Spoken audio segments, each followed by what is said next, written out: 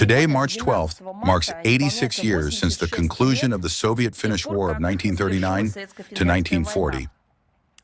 It was also known as the Winter War. The beginning of this conflict was preceded by negotiations between the Soviet Union and Finland, during which the Soviet leadership came forward with proposals for the signing of a mutual assistance treaty, as well as for an exchange of territories, which had strategic significance for ensuring the security of the Soviet Union in the conditions of the worsening military-political situation in Europe. All of the Soviet Union's proposals were demonstratively rejected by the Finnish side. A comparatively shortened time of 105 days, yet bloody war began, which predictably ended in the defeat of Finland. The results of the Soviet-Finnish War of that period, 1939 to 1940, including territorial concessions on the part of Helsinki, were consolidated in the Moscow Peace Treaty. Later, they were confirmed in the Paris Peace Treaty of 1947, concluded following the results of the Second World War, in which Finland, I emphasize, along with other Hitler satellites, was crushed. For a long time, the impression was formed that the historical lessons had been learned by official Helsinki. For many decades, Finland adhered to a policy of non-alignment with military blocs, pursued a friendly line, at least in words, but we saw this through the deeds of civil society, the public, first toward the Soviet Union and then toward the Russian Federation, and tried to resolve practical issues of interaction with our country pragmatically and on a mutually beneficial basis. Nevertheless, we are forced to state that recently, with the arrival to power of a new generation of the so-called Finnish politicians, a radical breakdown of the entire preceding foreign policy course is being carried out in Finland, including the legacy of mutually respectful coexistence with Russia. No, these are not some accidental marginals who were carried to the political Olympus on a wave of hype and then disappeared. No, this is already part of the state policy of Finland. The country, in an accelerated manner, joined the military bloc NATO, which is hostile not only to our country, but also to the world.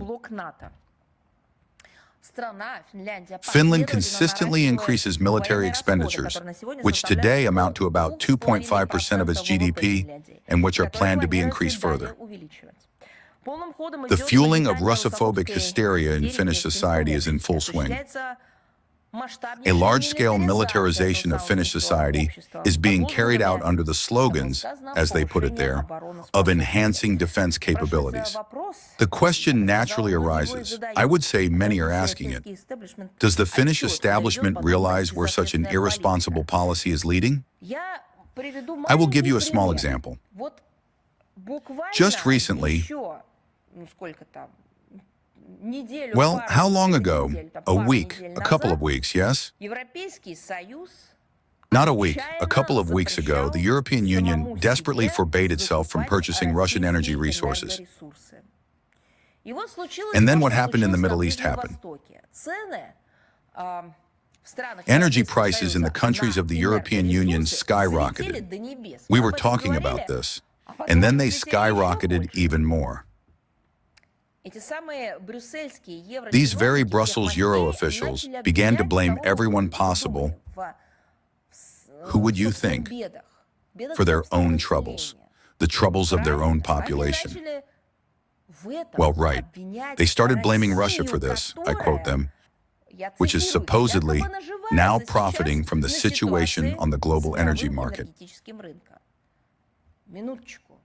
Just a minute, you yourselves forbade yourselves, I am speaking of the European Union, from purchasing Russian energy resources. Before that, you were piling all kinds of sanctions onto Russia. You mocked the legacy that was bequeathed to you by your own EU ancestors, who concluded very advantageous contracts for themselves with Russia, with the Soviet Union, for the supply of our domestic energy resources to Central and Western Europe.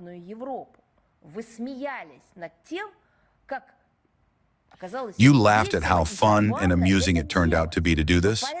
You did not lift a finger to investigate the terrorist attacks on the Nord Stream pipelines. And today, well, when you are truly driven into a corner, not by Russia, but by your own policy and your own politicians, you are convulsively searching for someone to blame. Is it possible now? Well, I don't know. Based on this strategic mistake, or, I believe, this crime of the European Union against its own population, to not only draw a conclusion, but also to learn that everything which is obviously disadvantageous to the residents of Western European countries, which contradicts their primordial national interests, which crosses out their civilizational achievements, will later lead to colossal costs in the collapse of not only the standard of living, but also the foundations of this very notorious Western European prosperity and well-being. The militarization, in particular of Finland, has never met the interests of its people.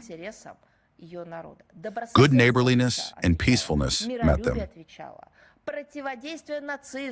Opposing Nazism and fascism met the fundamental interests of both Finland and the population of Finland. But militarization? No. Joining aggressive blocs? No. This has already been tested by history. Why repeat these mistakes again? The lessons of the recent past, unfortunately, as we see, have been completely forgotten by the current leadership of Finland. They are carelessly and recklessly ignored by the foreign policy leadership of the country. However, one can hardly expect anything else from the current frantic Finnish politicum. The quality and level of their professional training, as you can see, speak for themselves. It is enough to recall the scandalous words of the Minister for Foreign Affairs of this country, Alina Valtonen, who in an interview with Western media in December 2025 stated that, direct quote, "Over the last 100 years, Russia has attacked 19 neighboring states, while, according to her, no one has attacked Russia itself. This is over the last 100 years. This she managed to say in the year of the anniversary of the great victory, that no one has attacked our country over the last 100 years.